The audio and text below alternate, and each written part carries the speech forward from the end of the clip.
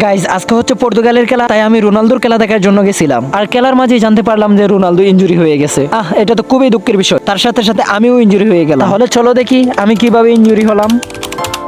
Hey guys, my name is Rifat Hussain. Welcome back to my channel. Guys, বিকেল বেলায় ঘোরাঘুরি না করে খেলাধুলা করা অনেক ভালো, কিন্তু খেলতে গিয়ে যে এরকমটা হবে তা আমি কখনো ভাবতে পারি না। আজকে আমরা সারা বিকাল খেলাধুলা করলাম, আর গাইজ খেলাধুলা করতে করতে আমরা সবাই হাঁপিয়ে গেছি, তাই আমরা একটু মাঝখানে রেস্ট নিচ্ছি। আসলে গাইজ এই খেলাটা অনেক বেশি কষ্টকর। গাইজ সারা বিকাল খেলাধুলা করার পর মাগরিবের পর বুঝতে পারলাম যে আমি ইনজুরি হয়েছি, তাও আবার একটু না অনেক বেশি। তার যন্ত্রণা আমি বাঁচতেছি না। এই যে আমার পাটা দেখতেছো না, একবারে এটা ইনজুরি হয়ে গেছে। এখানে হাত রাখতে পারতেছি না, আস্তে করে রাখলেও অনেক ব্যথা পাই। আসলে গাইজ এই খেলাটা অনেক বেশি ভালো লাগে, তার মধ্যে কিন্তু এটা অনেক সাবধানে খেলতে হয়, কেননা এটা ইনজুরি হওয়ার বেশি সম্ভাবনা থাকে। আমি কিন্তু পাটা ভালো করে লড়াতে পারছি না। আর গাইস কালকে হচ্ছে আমার মাদ্রাসা খোলা। দীর্ঘ 1.5 মাস আগে আমাদের মাদ্রাসা বন্ধ হয়েছিল। আমার পড়ার টেবিলে যেভাবে বইগুলো পড়ে আছে ঠিক এইভাবেই 1.5 মাস পড়ে রয়েছে। কাল থেকে আবারও কাউন্টডাউন শুরু। আর গাইস আমি ইনজুরি থেকে বাঁচতে হলে তাড়াতাড়ি আমার ওষুধ আনতে হবে, তাই আমি ওষুধ আনার জন্য চলে যাচ্ছি, কেননা কালকে দীর্ঘ 1.5 মাস পর মাদ্রাসা খোলা হবে, না গেলে স্যারেরা বকবে। আচ্ছা যাই হোক গাইস, ওষুধ আনছি, ওষুধ খেয়েছি, আশা করি ভালো হয়ে যাব। এখন শুয়ে পড়ি, শুইলে অনেকটাই ভালো লাগবে, কিন্তু আমার পায়ের যন্ত্রণা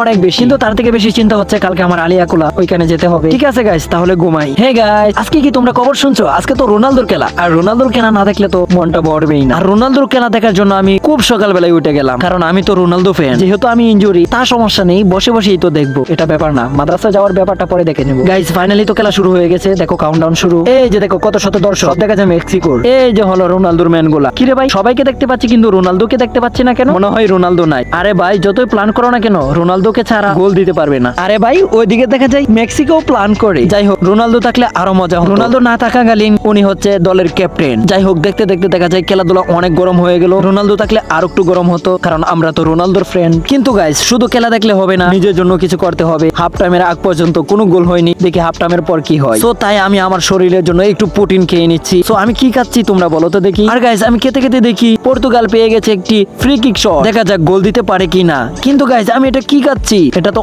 অনেক বাজে, কিন্তু এটার মধ্যে অনেক বেশি প্রোটিন আছে। তোমরা যদি এটা খাও তাহলে অনেক ভালো। কিন্তু ভাই গোল তো হলোই না, দুই দলে দুইটা হলুদ কার্ড পেয়ে গেল। এটাই হচ্ছে রোনালদোকে ছাড়া খেলার মাঠ। বন্ধুরা রোনালদো থাকলে হয়তো 3টা গোল মেক্সিকো খেয়ে ফেলতো। 77 মিনিট হয়ে গেছে, মেক্সিকো আরো একটু শক্তিশালী করার জন্য আরো ম্যান উঠাচ্ছে। ওইদিকে খেলা দেখতে দেখতে আমি আরো একটু প্রোটিন বাড়িয়ে নেওয়ার জন্য আমি এটা কি খাচ্ছি পারলে বলো তো? আর খেতে খেতে আমি দেখতে পেলাম যে আমাদের দলের ক্যাপ্টেন উঠে গেছে, ছোট একটা বাচ্চাকে নামিয়ে। যাই হোক, এখন আমি যেটা খাচ্ছি সেটার মধ্যে অনেক বেশি প্রোটিন আছে, কিন্তু খাচ্ছি আমি। খেলাটা জমছে ওদের, দেখা যাক টান টান কে গোল দিতে পারে। প্রায় 80 মিনিট হয়ে গেছে, এখন পর্যন্ত কেউ গোল দিতে পারেনি। রোনালদোকে ছাড়া পর্তুগাল ভালোই খেলতেছে, কিন্তু গোল দিতে পারতেছে না। এখানে রোনালদোকে মিস করার বিষয়। এখানে 9 নম্বর পড়া জার্সি ওইটা অনেক খারাপ খেলছে, কারণ ও নাকি পর্তুগালের স্ট্রাইকার, অথচ সে পায়ে বল রাখতে পারে না। যাই হোক গাইস, আজকের ব্লগটা অনেক দারুণ ছিল। সবাই ভিডিওতে লাইক করো এবং চ্যানেলটিকে সাবস্ক্রাইব করো।